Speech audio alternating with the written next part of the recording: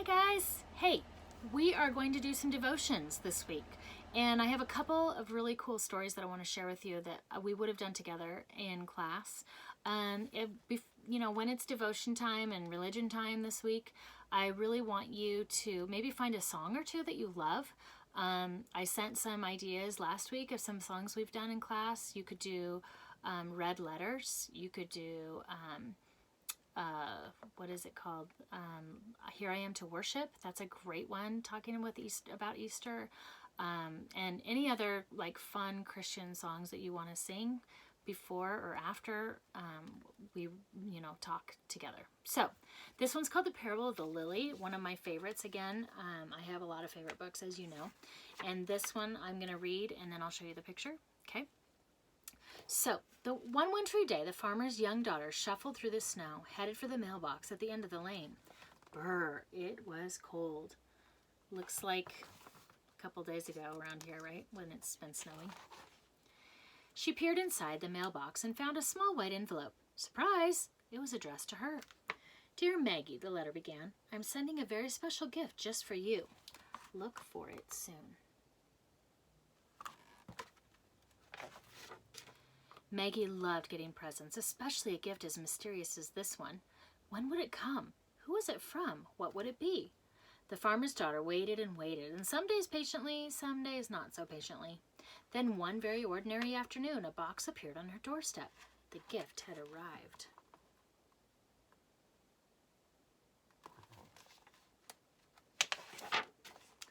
The farmer watched as his daughter excitedly tore off the wrapping paper. He was eager to see what she thought of her present. But Maggie didn't say a word. She just stared at the small wooden crate full of dirt. Dirt was not at all what Maggie had hoped for.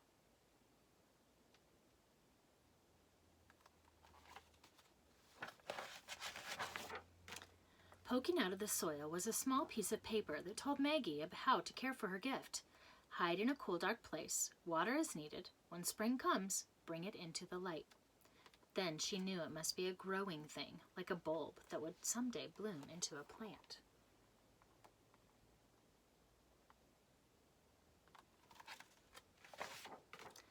Oh dear, her long-awaited gift wasn't a toy or a doll or a game after all. The farmer could see that his daughter was very disappointed. His heart grew sad. The gift was from him.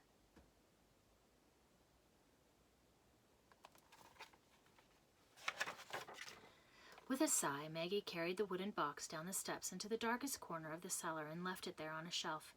Sometimes she remembered to water it, but most of the time, Maggie just plain forgot about it. The farmer did not forget. He just waited, and he watched.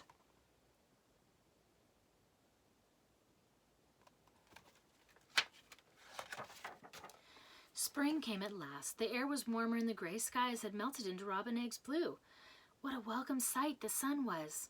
It was time for the farmer to hoe his garden, getting the soil ready for the seeds that filled his pockets.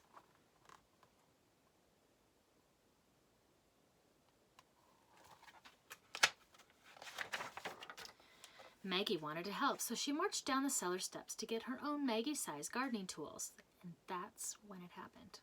Searching for her toolbox in the darkest corner of the cellar, Maggie knocked the forgotten crate of dirt off the shelf. Crash! The crate splintered into pieces. Soil was everywhere, and the flower bulb that rolled to her feet showed no signs of life.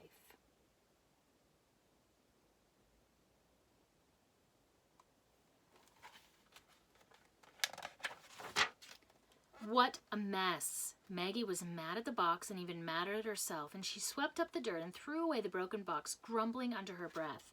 And that ugly old flower bulb? She tossed that out of the cellar door, never to think of it again. Until...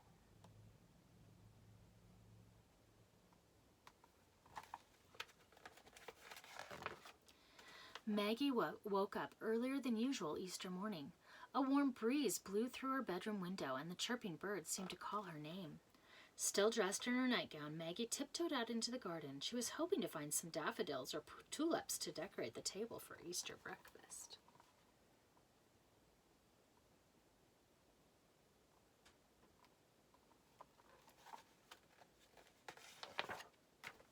That's when she saw it. The loveliest lily that God ever had made was blooming on the edge of her father's flower garden. Its white petals unfolded like a trumpet. Its leaves were green with new life. Its scent was as fragrant as the most expensive perfume.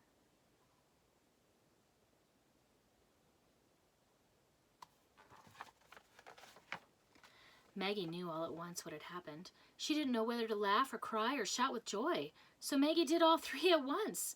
"Wake up, everybody! Wake up! Come see! The gift is alive!" Her family hurried out to the garden, and they couldn't believe their eyes. So much beauty from such an ugly box of dirt.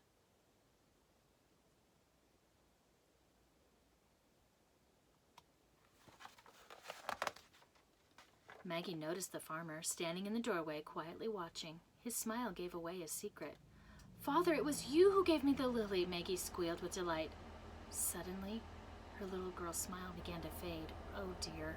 She'd thrown away her father's gift without so much as a thank you. How that must have hurt him.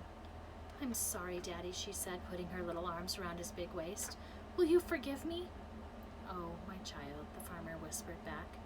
"That's what Easter is all about."